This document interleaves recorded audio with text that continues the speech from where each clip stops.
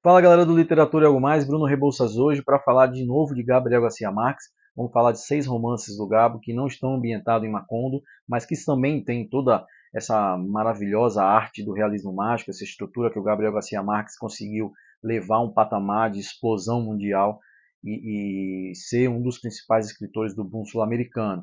A gente falou já num vídeo anterior sobre 100 anos de solidão e o universo de Macondo e da família Buendia. A indicação do vídeo vai estar em algum lugar da tela para vocês assistirem depois de assistirem esse vídeo aqui, que é a segunda parte dessa divisão em três. E o último vídeo a gente vai falar da obra jornalística do Gabriel Garcia Marques e dos romances de não ficção, que vai ser posterior a esse. Então vamos começar por um dos principais romances do Gabriel Garcia Marques, que se chama O Outono do Patriarca. Esse livro é de 75, essa daqui inclusive é uma primeira edição que eu comprei numa feira de antiguidades quando eu morava em Madrid, né, de março de 1975, não sei se dá para identificar, mas eu tenho uma edição mais bonita, que é uma edição mais moderna, que eu comprei também em Madrid, que é O Outono do Patriarca, eu acho que essa daqui é de 2014. O Outono do Patriarca é um livro que trata de um ditador cadavérico que está muito próximo a morrer, mas não morre nunca, esse cara parece imortal. E ele tem o estereótipo. Muita gente associou o ditador aqui do general, né, que esse é como ele é chamado, o patriarca, ou o general, ou o ditador. Ele se associa muito à figura cadavérica do Francisco Franco, ditador espanhol, de 1940 até 1975, quando ele morre, porque o livro também foi lançado em 75, então foi lançado ali quando o Franco tinha morrido, né? E então se associa muito. Só que na verdade, o livro ele pega diversas características de diversos ditadores ao longo da história, de diversos generais, de diversos políticos que deram um golpe de Estado e governaram com mão de ferro, de uma maneira até muito sanguinária. E ele eleva muito a essa figura de um ditador sanguinário a uma escala muito alta, né? Ele é tão ditador que ele muda a hora. E aí se identifica na vida real com o Franco. O Franco mudou a hora da Espanha quando ele assumiu depois da Guerra Civil Espanhola, que termina em 39. Na verdade, não é, o governo dele não é de 40, é de 39. A partir de 39 até 1975. Ele muda a hora para adaptar a hora da Espanha à Europa Central e não seguindo o fuso horário natural que deveria ser, né? Portugal e Espanha, que são países assim que estão ali na Península Ibérica, por exemplo, têm horários diferentes. A Espanha está uma hora na frente, mesmo sendo colada com Portugal. Então dá para associar alguns fatos que acontecem no livro com a vida real. Por exemplo, quando o ditador vende o Mar do Caribe para a Inglaterra, ele vende um pedaço do Mar do Caribe. É uma cena muito de realismo mágico, né?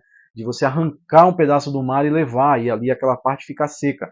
Mas isso também se identifica muito com a questão de Trinidad e Tobago, que era um território que pertencia à Venezuela e foi vendida, né? Na verdade foi separada, né? Por uma questão colonial, que a Inglaterra se apossou e depois ela promoveu depois as independências separado da Colômbia e aqui da Venezuela.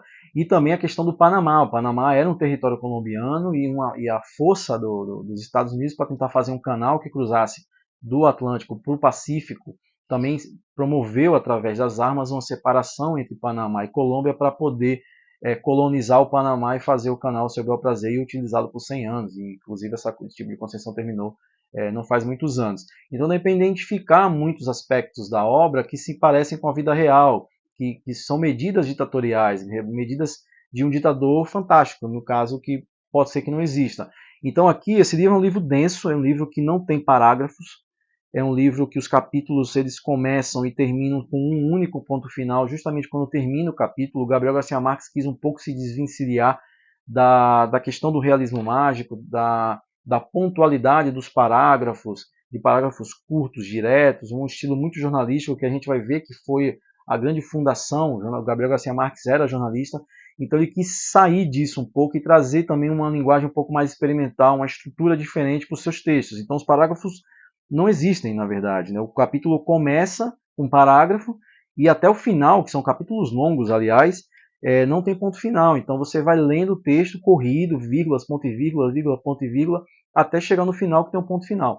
E o livro é fantástico, o livro é incrível. Esse livro, eu por muitos anos fiquei na dúvida se eu preferia O Outono do Patriarca ou 100 Anos de Solidão, mas isso aí passou rápido. 100 Anos de Solidão realmente é a obra maestra do Gabriel Garcia Marques, não tem discussão. Um outro livro, que é um dos meus favoritos do Gabriel Garcia Marques, esse sim, com uma estrutura muito jornalística, esse estilo mais direto de narrativa, que ele desenvolveu durante os anos é Crônica de uma Morte Anunciada, que é um livro que começa na primeira linha a gente sabendo que o protagonista do livro vai morrer. Né? Então, quando o Santiago Nassar levantou às 5h30 da manhã, a gente já sabia que ele ia morrer, porque logo nas outras frases, na próxima frase já tem. No dia que Santiago Nassar ia ser assassinado, ele levantou às 5h30 da manhã. O livro começa assim.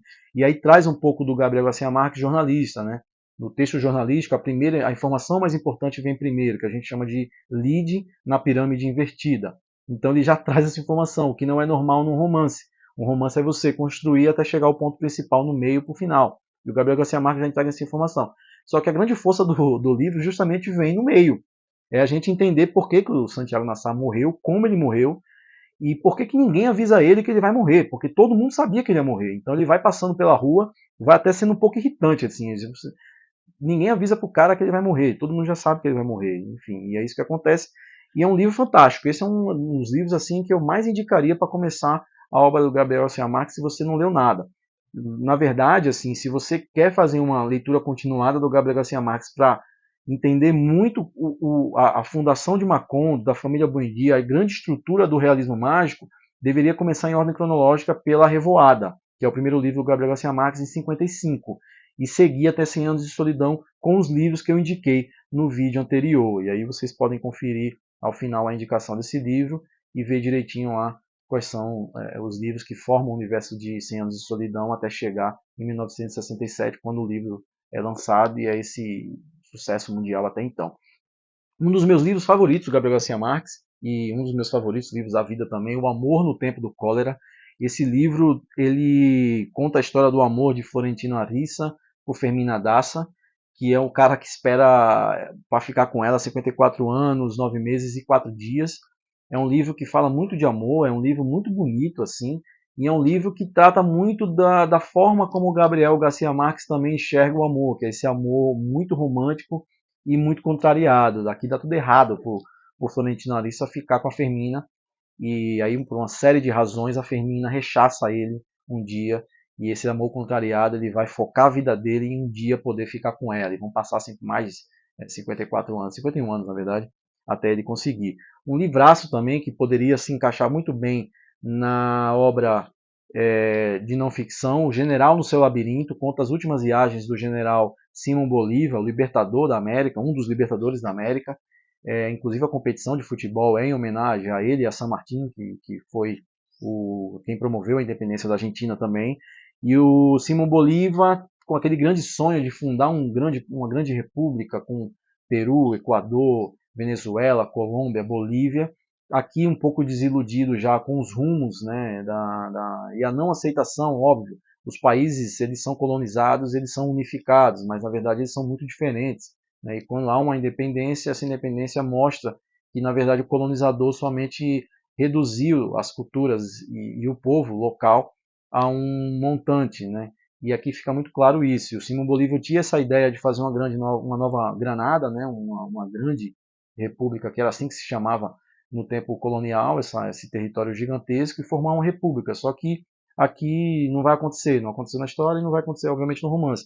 Então, Gabriel Garcia Marques reconta as últimas viagens do general para tentar apaziguar e tentar uma negociação, mas isso não vai rolar. Esse livro é fantástico, ele simplesmente poderia ser uma grande reportagem também, um livro de não ficção, mas é um romance.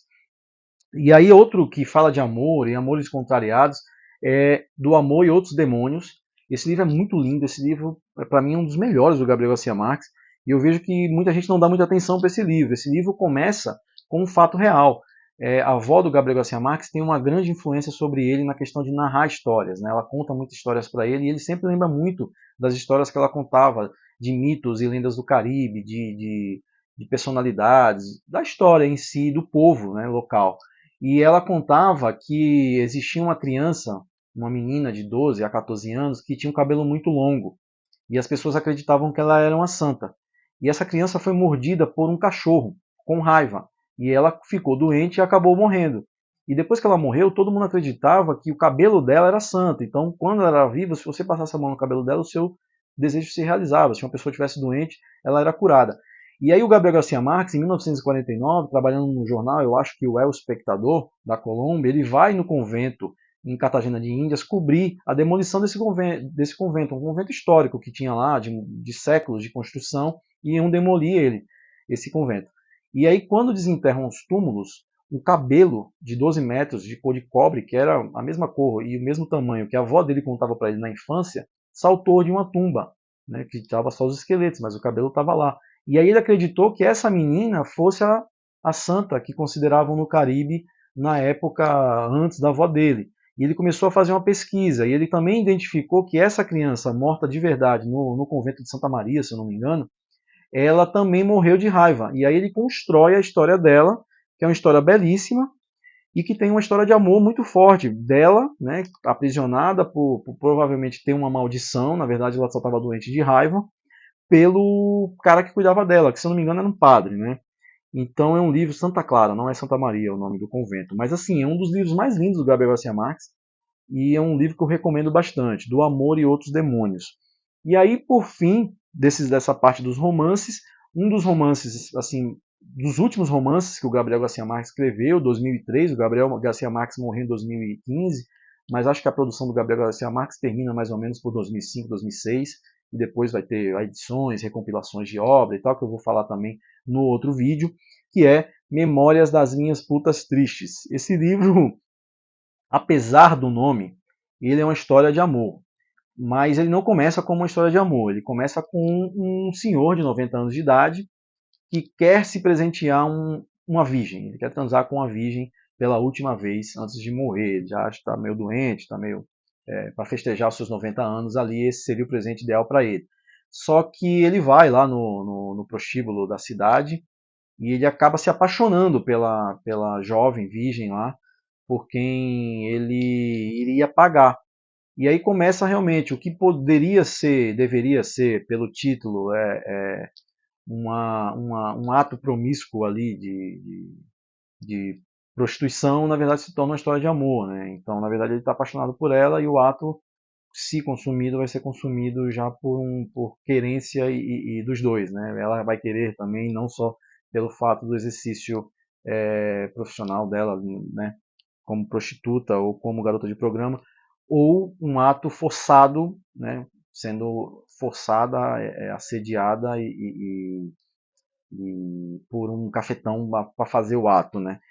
Então, esse livro é um livro que eu não gosto tanto, assim, eu não acho que seja ele é fininho, a leitura é rápida, também tem muito das memórias também da dona do bordel com quem o personagem convive, conhece desde sempre, então tem todo um aspecto reflexivo, por isso também que o nome se chama Memórias das Minhas Putas Tristes, né? Porque a prostituição acaba arrancando a felicidade também das mulheres e toda a questão de ser forçada a fazer sexo dentro desses ambientes. Então, o Gabriel Garcia Marques não é um livro que eu gosto porque eu acho que ele é um modelo já que se esgotou, ele já não tem a inventividade do Gabriel Garcia Marques, ou seja, também é natural, né? O Gabriel Garcia Marques escreve desde os anos 40, e aí 2003 já chega também uma fórmula um pouco vencida, mas é um livro que eu indicaria sim, é um livro que eu indico, todos os livros do Gabriel Garcia Marques na verdade eu indico, e é um livro que ele passa mais um recado final de sentimento do que qualquer outra coisa. Então vale a pena sim a leitura. Então essa foi a última indicação, Memórias das Minhas Putas Tristes, rememorando o amor do amor e outros demônios, o General no seu labirinto, que é sobre o Simão Bolívar, dá para aprender bastante parte da história da América do Sul, o Amor no Tempo do Cólera, que é um dos livros mais lindos que você vai ler com certeza na sua vida inteira, um dos meus favoritos, A Crônica de uma Morte Anunciada, e um genial, um pouco mais denso, mas que fala de ditadura, que fala de história da América do Sul, que fala da história dos países caribenhos, o Outono do Patriarca. É isso, pessoal. Um abraço para vocês.